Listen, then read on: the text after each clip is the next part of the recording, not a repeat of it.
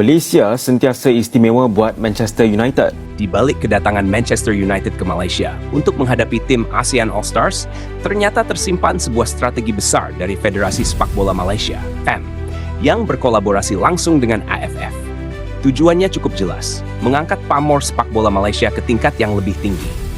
Namun, alih-alih membawa nama Malaysia secara langsung, mereka justru menggunakan bendera ASEAN All-Stars sebagai wadah. Ternyata, langkah ini tidak muncul begitu saja. Ini adalah hasil dari inspirasi besar terhadap gebrakan luar biasa yang dilakukan PSSI. Beberapa waktu lalu, PSSI sukses mencuri perhatian dunia dengan mendatangkan juara dunia yang masih hangat, langsung ke Stadion Utama Gelora Bung Karno. Indonesia, dengan keberanian dan strategi matang, mempertemukan sang juara dunia melawan timnas Garuda yang sedang dalam masa transformasi luar biasa. Langkah itu pun terbukti sukses. Pamor Indonesia naik drastis. Tidak hanya di kawasan Asia Tenggara, tapi juga secara global. Media-media besar dunia secara rutin membahas timnas Indonesia. Para pemainnya mulai dikenal luas, bahkan dilirik oleh klub-klub top Eropa.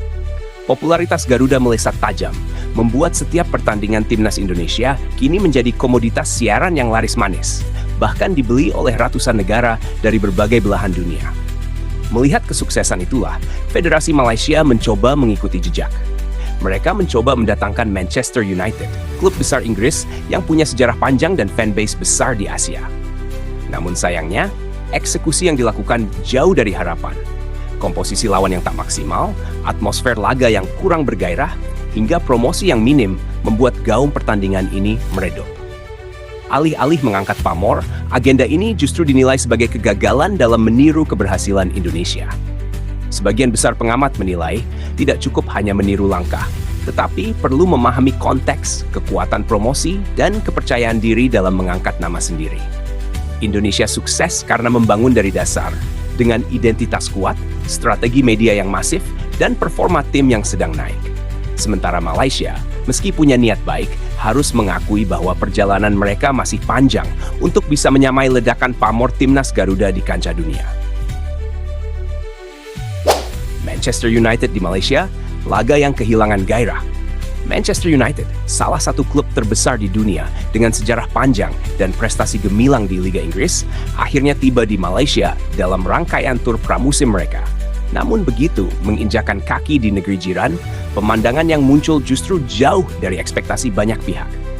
Bukannya sambutan hangat dan penuh semangat seperti yang biasa mereka terima di berbagai negara Asia sebelumnya, kali ini suasana yang terasa justru datar dan tak bergelora. Hampir seluruh pemain Manchester United tampak menampilkan raut wajah yang datar, bahkan cenderung kurang antusias saat menyapa para penggemar mereka yang sudah menanti lama di bandara. Penggemar yang sebagian besar berasal dari komunitas MU Malaysia itu tetap menunjukkan semangat, namun respons dari pemain sangat minim. Dari seluruh rombongan tim, hanya dua sosok yang terlihat dengan hangat membalas sapaan para fans, sang pelatih Ruben Amorim dan kapten tim Bruno Fernandes. Keduanya masih berusaha menjaga senyum dan menyempatkan melambaikan tangan, berusaha membalas antusiasme supporter, meskipun suasana secara keseluruhan tidak semeriah yang dibayangkan.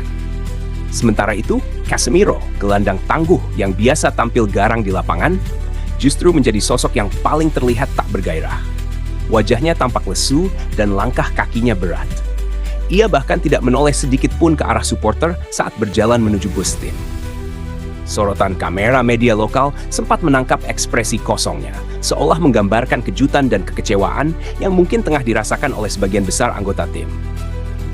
Situasi ini tak lepas dari perubahan rencana laga yang sedianya akan mempertemukan Manchester United dengan tim ASEAN All-Star. Dalam kesepakatan awal, MU akan menghadapi para pemain terbaik dari Asia Tenggara. Sebuah laga yang mestinya menjadi pesta sepak bola kawasan. Ajang adu gengsi antara bintang-bintang ASEAN melawan salah satu kekuatan besar Eropa. Nama-nama besar seperti pemain-pemain timnas Indonesia yang tengah naik daun, terutama yang bermain di Eropa, dan sering bersua MU di Liga Champions atau Liga Eropa, sempat disebut-sebut akan memperkuat tim ASEAN All-Star. Namun harapan tinggal harapan. Seiring berjalannya waktu, tidak ada satupun nama bintang Indonesia yang masuk dalam daftar.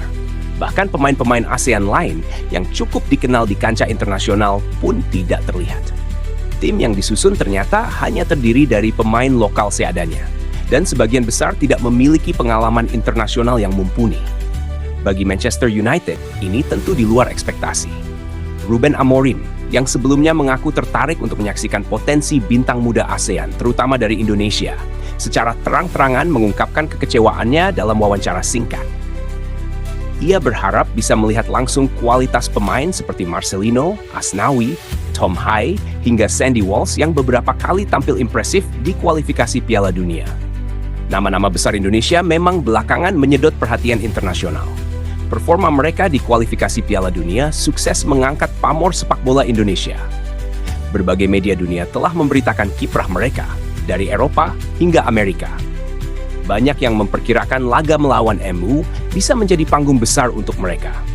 Tapi kenyataan berkata lain, tidak ada satupun dari mereka yang diturunkan. Keputusan itu mengundang tanya dan kritik dari para pengamat dan supporter. Tak hanya komposisi lawan yang mengecewakan, atmosfer laga pun terkesan dingin. Penjualan tiket yang sebelumnya diprediksi akan ludes hanya berhasil menjual sekitar 90% dari kapasitas stadion. Itu pun sebagian besar dibeli oleh komunitas fans Manchester United, bukan karena daya tarik laga itu sendiri. Tak ada kemeriahan besar, tak ada festival supporter. Bahkan promosi dan publikasi pun nyaris tak terdengar di beberapa negara ASEAN. Harapan untuk laga akbar yang bisa menciptakan efek besar di kawasan Asia Tenggara perlahan sirna. Manchester United tampaknya menyadari bahwa pertandingan ini tidak lagi menjadi agenda spesial. Bahkan beberapa petinggi klub sempat menyampaikan ketidakpuasan mereka kepada panitia penyelenggara. Mereka menganggap ini sebagai kegagalan dalam manajemen event, terutama dalam hal menghadirkan lawan yang kompetitif dan atmosfer pertandingan yang layak untuk tim sebesar MU. Sorotan lain datang dari sisi hak siar. Jika sebelumnya pihak penyelenggara berharap laga ini bisa menjadi komoditas bernilai tinggi bagi jaringan televisi di Asia Tenggara, kenyataan yang terjadi justru sebaliknya. Banyak stasiun televisi menolak membeli hak siar dengan harga yang ditawarkan. Beberapa negara akhirnya membeli hak siar tersebut, namun dengan harga jauh di bawah prediksi awal. Bahkan di Indonesia, yang memiliki basis fans MU cukup besar, tidak ada televisi nasional yang menayangkan laga ini secara langsung. Hanya siaran lokal di Malaysia yang akan menayangkan pertandingan tersebut. Situasi ini sangat kontras dengan ekspektasi awal. Diharapkan sebagai ajang megah yang mempertemukan kekuatan ASEAN dan Eropa, pertandingan ini malah dianggap sebagai agenda gagal. Media-media di Asia Tenggara menyoroti tajam minimnya antusiasme publik, buruknya koordinasi penyelenggara, dan kekecewaan dari klub tamu. Mereka menyebut laga ini sebagai pertandingan yang tak memiliki nyawa, kehilangan daya pikat, dan gagal memenuhi standar laga internasional. Manchester United, yang dalam beberapa tahun terakhir mencoba memperluas basis fans dan pengaruh bisnis mereka di kawasan Asia, tentu tidak menginginkan citra negatif seperti ini. Tur Asia Tenggara mestinya menjadi bagian dari strategi global mereka. Tapi, jika eksekusinya gagal seperti yang terjadi kali ini, bukan tidak mungkin mereka akan mengevaluasi kembali kerjasama dengan penyelenggara regional. Sebab dalam sepak bola modern, reputasi klub tak hanya ditentukan di atas lapangan, tapi juga bagaimana mereka disambut dan dihargai di setiap tur yang dijalani. Kini, menjelang laga yang akan digelar dalam beberapa hari ke depan, suasana masih belum banyak berubah. Media lokal berusaha membangun kembali hype pertandingan, tapi antusiasme publik belum kunjung naik.